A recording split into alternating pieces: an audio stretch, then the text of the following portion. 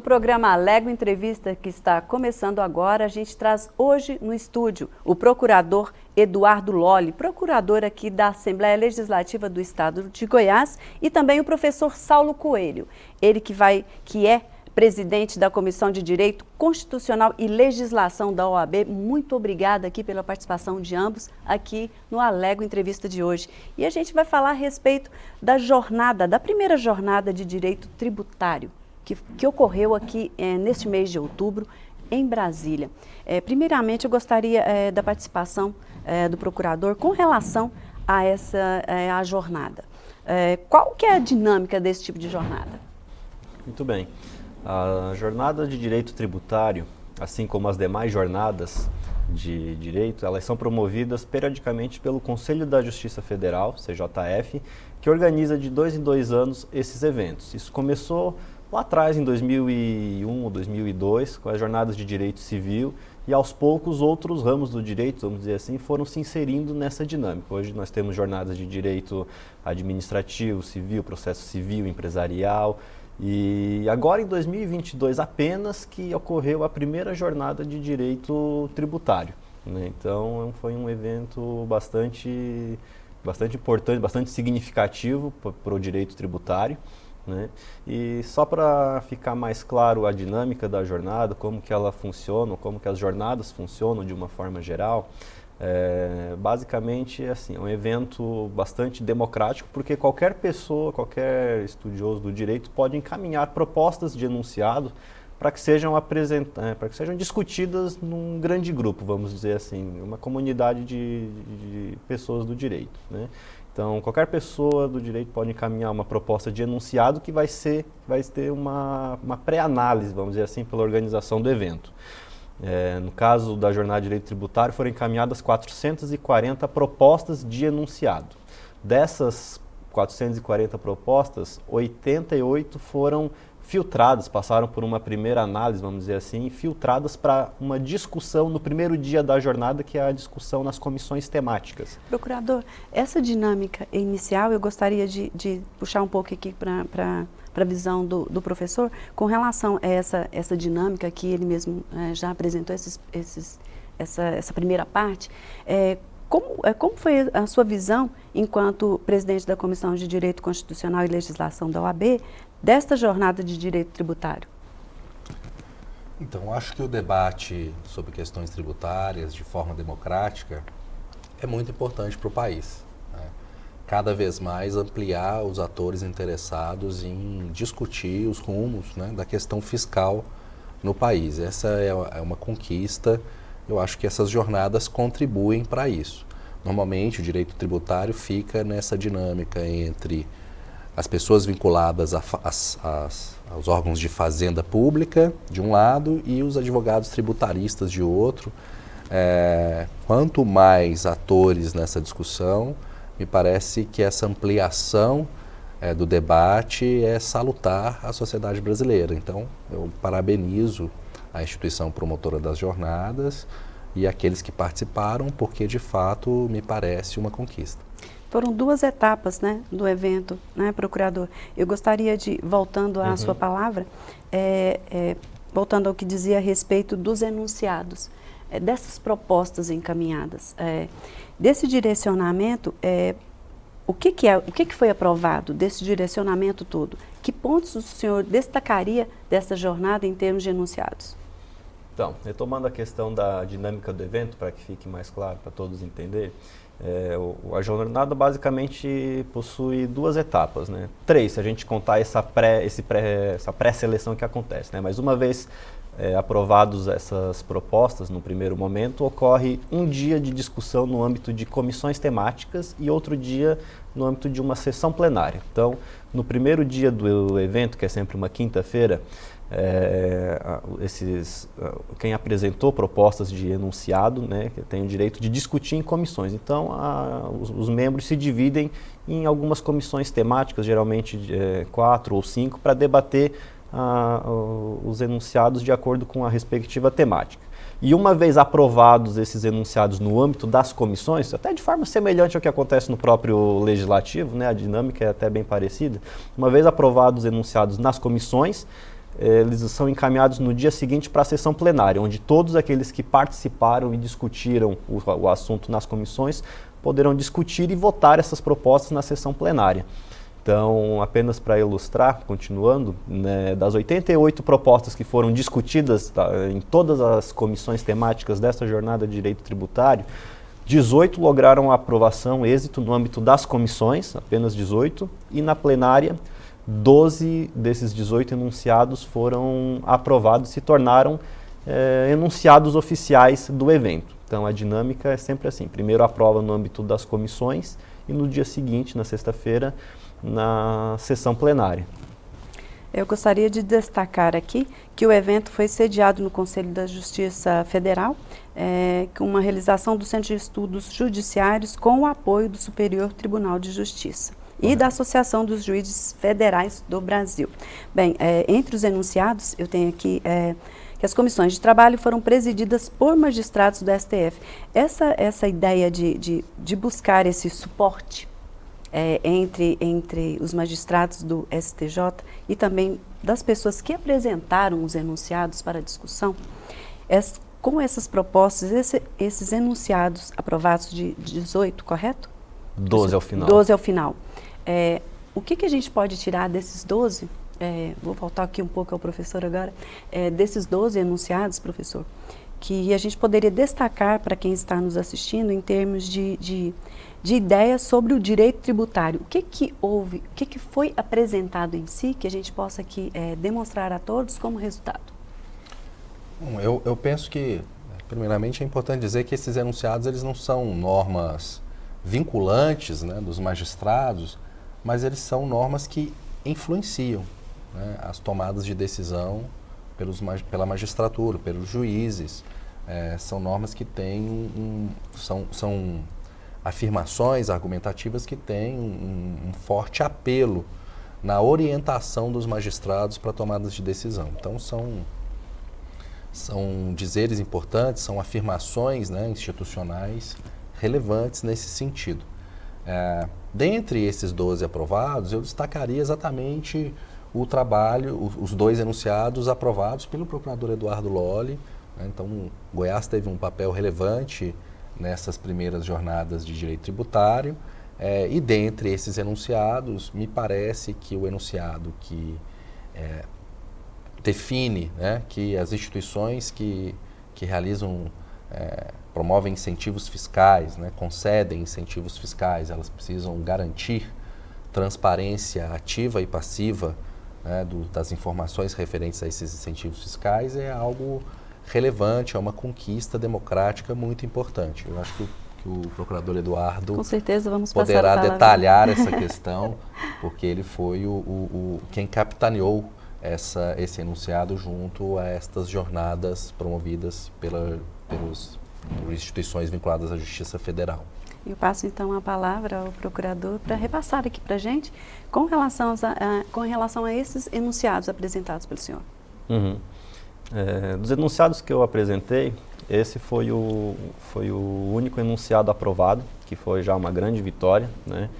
Já faz um tempo que eu participo dessas jornadas, de outras matérias, né? É a primeira vez que o enunciado de minha autoria logrou aprovação, né? Na verdade, os enunciados eles não têm uma autoria, eles passam a ser propriedade intelectual do evento, né? Mas, assim, da jornada em si. Mas só para destacar, né? Foi porque decorreu de uma pesquisa de mestrado que eu realizei aqui na UFG, juntamente com um convênio entre a Assembleia e a UFG, sobre o controle dos incentivos fiscais de ICMS no estado de Goiás. A pesquisa tinha esse enfoque inicial voltado ao ICMS porque é o imposto em que mais se verifica essa questão dos incentivos fiscais no âmbito estadual, né? Primeiro porque o ICMS ele é um imposto praticamente o responsável pela maior parte da arrecadação tributária, né? E é onde se concentram também os maiores volumes de incentivos fiscais, né?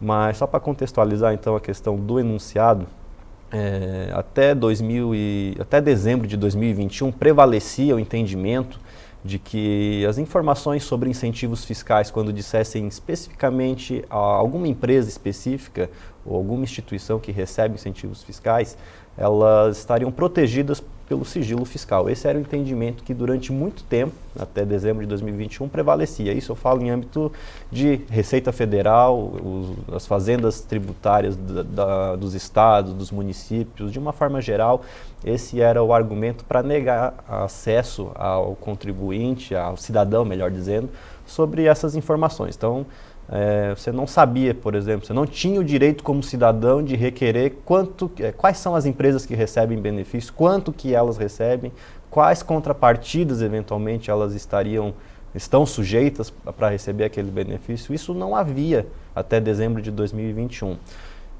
Recente. Até muito recente. E houve uma lei complementar federal que expressamente alterou o Código Tributário Nacional para dizer que as informações sobre incentivos e benefícios fiscais não estão mais protegidos pelo sigilo fiscal. Precisou vamos dizer assim, essa alteração para romper com essa cultura do sigilo que ainda é muito forte, né, no âmbito de várias questões aqui, né, da administração pública.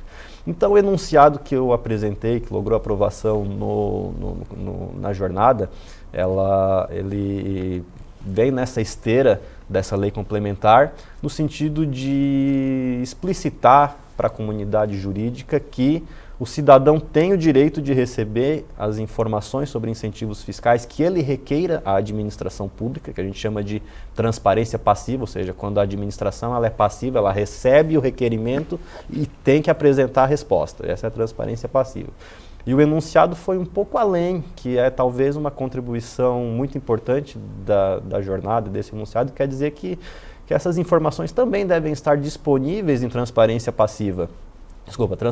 ativa, Sim. Que é o que a própria administração de ofício, sem requerimento, já disponibilizar essas informações que já são, vamos dizer assim, mais básicas, mais corriqueiras sobre esses incentivos. Claro, para disponibilizar para o acesso de todo cidadão?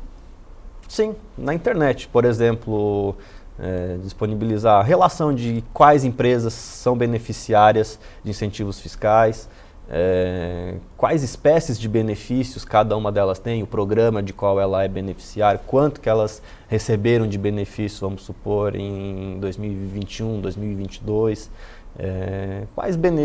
quais contrapartidas elas assumiram com o poder público para receber esse tipo de benefício. Então, essas informações, a meu ver, com a aprovação dessa lei complementar federal e agora de forma mais enfática também pelo próprio enunciado, deixa muito claro que a administração pública deve promover essa transparência no âmbito dos incentivos fiscais, estar mais aberta em relação a isso, e no âmbito da transparência ativa, e se não fizer, ao menos cumprir o papel de transparência passiva, entregando essas informações para todo aquele que queira saber. A partir daí, eu gostaria até de uma palavra do professor, enquanto presidente da Comissão de Direito Constitucional e Legislação, com relação a essa aprovação da lei. O senhor visualiza daí mesmo uma proposta melhor de transparência? Eu penso que a lei potencializa, né, um avanço nessa questão da transparência fiscal. Só que a gente vem observando nos últimos meses, nos primeiros meses em que a lei teve vigor, né, os primeiros meses de vigor dessa lei, a gente verifica que o argumento do sigilo fiscal ainda prevalece muitas vezes em relação às tentativas de obter informações. Dessa questão do sigilo que o procurador... Do sigilo. O sigilo fiscal muitas vezes é oposto às tentativas de obter informações e vira uma barreira. Então, do ponto de vista constitucional, alega-se o direito ao sigilo fiscal como um direito que tem uma origem na própria Constituição versus uma lei que agora determina a apresentação dessas informações. Me parece que esse enunciado é relevante justamente porque há um mal-entendido em relação ao sigilo fiscal nessa questão. No meu entendimento, o sigilo fiscal ele foi pensado quanto ao cidadão contribuinte. Aquele que está pagando imposto tem direito a um sigilo quanto às informações. No caso dos incentivos fiscais, essa lógica se inverte um pouco, porque trata-se de um cidadão que está sendo autorizado pelo Estado, ou uma empresa, uma pessoa, né, física ou jurídica, que está sendo autorizada pelo Estado a deixar de pagar imposto.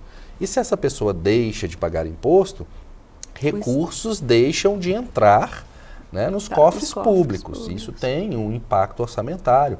Isso só pode ocorrer tendo em vista objetivos estratégicos a se cumprir, né, num planejamento do poder público. Logo, me parece que é inadequado uma oposição tão forte do sigilo fiscal nessa questão. Então, essa lei de 2021, do final de 2021, é um grande avanço, mas nós não podemos parar por aí. Ela, por si só, não tem sido capaz de alterar o mainstream, né, o entendimento padrão sobre essa questão na comunidade jurídica. Nós estamos encampando, né, discussões no sentido de aumentar a eficácia dessa lei, diminuir, né, o alcance do argumento do sigilo fiscal na questão dos incentivos e, com isso, conquistar, né, o direito a acesso à informação e à transparência nessa questão fiscal. Que, aliás, me parece uma questão fundamental, porque o cidadão é diretamente impactado pelo fisco. Né? A qualidade dos serviços públicos é muito determinada pelo volume de recursos que é aportado ou não em cada um dos serviços. E se o Estado também, além de arrecadar e aportar recursos, ele tem uma outra dinâmica paralela a essa, que é a de, eventualmente, por questões estratégicas, né, deixar de arrecadar aquilo que ele poderia arrecadar, me parece que também é importante que o cidadão acompanhe isso, porque os incentivos fiscais, direto ou indiretamente, também impactam na vida do cidadão. Como a geração de empregos também, que a gente falou anteriormente, em off. Eu gostaria de já encaminhar para as considerações finais do nosso programa, destacando, a partir de agora, com a aprovação deste enunciado, qual que é o trâmite? Na verdade, a jornada de direito tributário, ela já exauriu seu papel nessa questão. Então, o enunciado ele se encontra aprovado e ele vai servir de norte para a interpretação do direito sobre essa questão e as outras que foram aprovadas dali para frente, né? Se vocês puderem perguntar, né? E se não houver nenhum avanço nesse sentido, a administração pública não promover a transparência ativa ou recusar algum pedido de acesso à informação de um cidadão em relação a esse assunto, o próprio judiciário ele pode ser provocado para fazer valer essa transparência e esse enunciado vai servir de orientação para os próprios magistrados do Brasil inteiro sobre essa questão, desde o juiz de primeiro grau até as instâncias superiores do Poder Judiciário. Então, o enunciado ele tem essa visão de servir como uma diretriz importante sobre esse tema, a partir da visão da comunidade jurídica sobre essa questão. Importante mencionar, entra um pouco na questão da dinâmica das jornadas, que eu esqueci de mencionar esse aspecto importante, que é sobre o quórum de aprovação desses enunciados. Cada enunciado só é considerado aprovado se obtiver o quórum qualificado de 2/3 dos votos dos membros na comissão e na sessão plenária. Então, é um quórum bastante qualificado. Então, os enunciados que logram aprovação nessas jornadas, pode-se dizer que representam um entendimento amplamente majoritário da comunidade jurídica que se reúne nesses eventos, né? Então, eu acredito que foi um grande avanço para essa questão, né, dos incentivos fiscais, da transparência de incentivos fiscais, para que, a partir dessa transparência, o debate público sobre essa questão seja cada vez mais qualificado. Porque hoje nós temos guerras de narrativas, né? De um lado, se retirar os incentivos fiscais, as empresas vão embora. Tem esse discurso bastante forte de um lado e do outro lado, dizendo que os incentivos fiscais provocam rombo no Estado, não sei, esse tipo de situação. Então, a transparência é importante para qualificar esse debate, para que possamos discutir em números, né? Quanto que é gerado de emprego, quanto de arrecadação tributária retorna para o Estado, e a partir disso o debate ser mais propositivo em torno desse tema, que hoje é um debate um tanto pouco qualificado, eu diria. Então, acredito que a importância da jornada é essa, para esse tema especificamente. Algum outro destaque a mais com relação à finalização desse enunciado? Ou de um outro que o senhor gostaria de destacar agora para a nossa finalização do programa?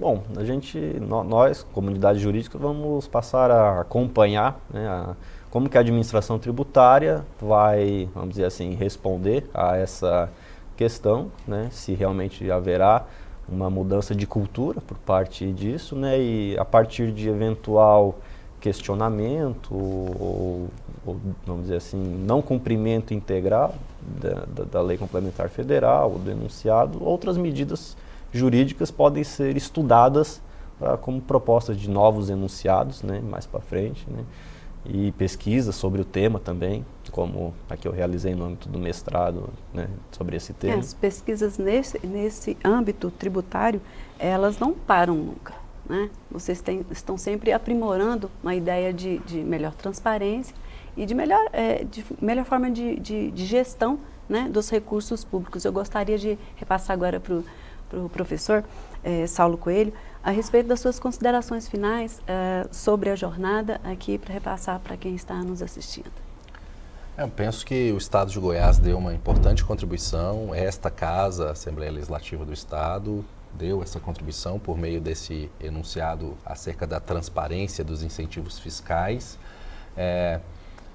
Por parte da UFG, nós ficamos felizes também, porque o procurador Eduardo Lolli desenvolveu esse know-how, né, de estudos acerca dessa questão no nosso programa de Direito e Políticas Públicas, né, da UFG, onde ele fez o mestrado sob minha orientação. Me parece que é uma contribuição impactante na sociedade, porque se pensarmos, por exemplo, o Estado de Goiás, os números dão conta de que os incentivos fiscais são da ordem de vários bilhões de reais. A cada ano, concede-se incentivos fiscais num valor que é maior, um pouco maior que a soma dos recursos que o Estado gasta com saúde e educação. Então, a sociedade precisa ter acesso a essas informações para que ela faça a sua análise sobre se vale a pena ou não esses incentivos e tome decisões no exercício, né, da democracia sobre se é ou não pertinente que se realize esse tipo de política pública nesses montantes e nesses valores. Para além de um debate que de um lado normalmente tem as empresas e os seus advogados buscando esses incentivos, e de outro a Fazenda Pública, né, concedendo e fazendo controle desses incentivos, me parece que os cidadãos brasileiros precisam também opinar sobre essas questões. E, nesse sentido, o Poder Legislativo cumpre um papel fundamental, porque se de um lado os advogados tributaristas estão na defesa dos seus clientes, das empresas, né, de outro, a Fazenda Pública está na defesa da arrecadação, do fisco, né, me parece que o Poder Legislativo está do lado do cidadão, né, e consegue permitir, portanto, um olhar mais amplo sobre essa discussão dos incentivos fiscais. E por isso a UFG se sente contente em poder ter colaborado com a Assembleia Legislativa aqui do Estado de Goiás num incremento de conhecimentos, de capacidades instaladas aqui na Assembleia para lidar com questões de incentivos fiscais, com políticas públicas sobre essas questões e com a regulação dessas questões aqui no Estado.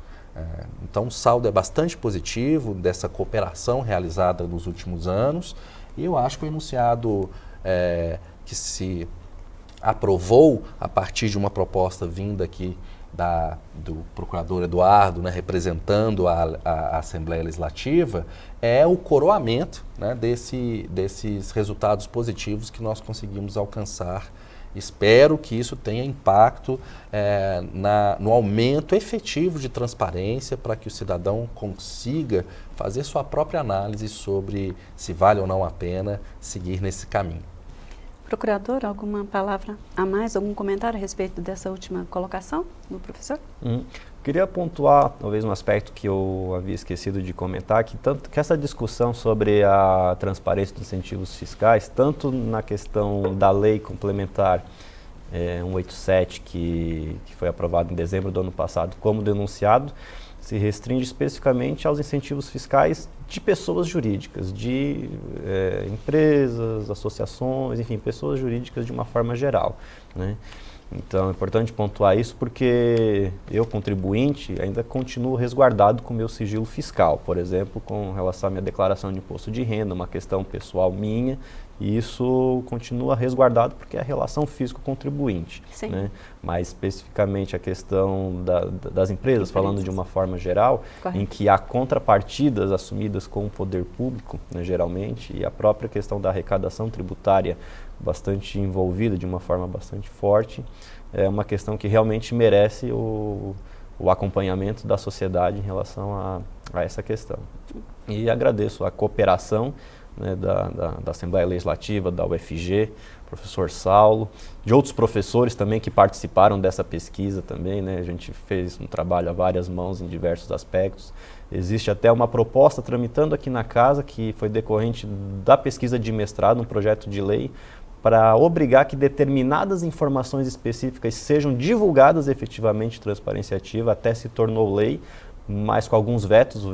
Os vetos ainda se encontram, o processo de veto ainda se encontra em tramitação aqui na casa, e isso já é fruto desse amadurecimento institucional sobre o assunto. Só o fato de a gente estar discutindo isso aqui na Assembleia Legislativa com